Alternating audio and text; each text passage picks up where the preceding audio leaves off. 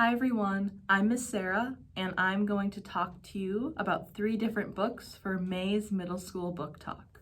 The first book I'm going to talk about is called The Lonely Heart of Maybelle Lane by Kate O'Shaughnessy.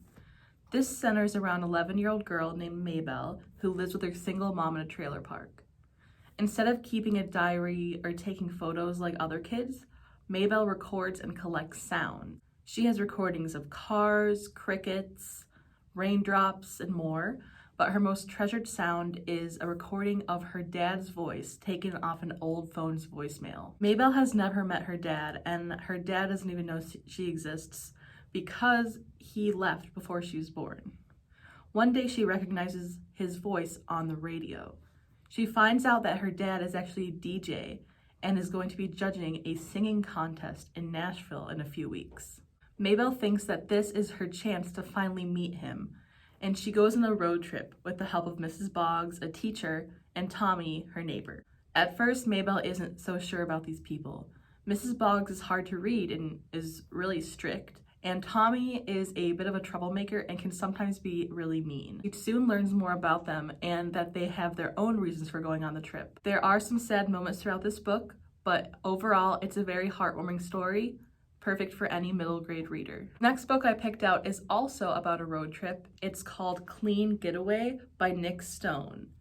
You may have read one of Nick Stone's other books called Dear Martin. That was actually up for a Lincoln Award in 2020.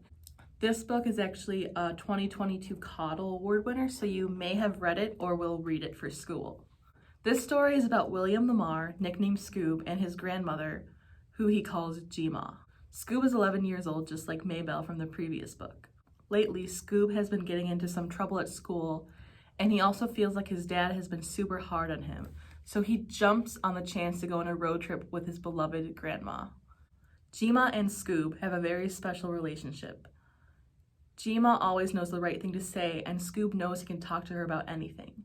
However, on this trip, he notices that she's been acting really strange. She's being very secretive about where they're going, and she's not responding to any of Scoob's dad's, her son's, phone calls. During their road trip, Scoob and Gma make several stops in the American South, visiting a lot of landmarks and places that were a big part of the civil rights movement in the 1960s. Scoob realizes that there's a lot he doesn't know about Gma's and his own family's history. This book is packed full of adventure, and there's an air of mystery on what Gma's really up to that will keep you guessing until the very end. This book is perfect for older middle school and junior high readers. The last book I'm going to talk about is called Katie and the Cat Sitter. It's a graphic novel by Colleen A.F. Venable and Stephanie Yu. The story and artwork remind me a lot of books like Smile and Roller Girl, so if you've read any of those books, you probably will like this one too. Katie is a 12-year-old girl who really wants to go to summer camp with her best friends, but can't afford it, so she decides to try to do some odd jobs to earn some money. Her apartment neighbor, Ms. Lang, sees that she's looking for a job and offers her a job cat sitting. Katie is happy to help, and she wonders how bad could it be? Maybe she has 1 or 2 cats, but she actually has 217 cats. And they're not just normal pets either. They're super smart, tech-savvy, computer-using cats. And Ms. Lang is hiding a few secrets of her own as well. Throughout the book, Katie realizes that her town is home to superheroes like Owlman and a villain named Moustress. Katie, with the help of the cats, learns about the trouble Moustress is causing and is soon on a mission to save her town. This book was a fun and quick read, and there are several hilarious moments throughout. I would definitely pay close attention to the illustrations because there's some fun Easter eggs hidden. And in the back, you can see that there's illustrations of all 217 cats, their names, and what their job is.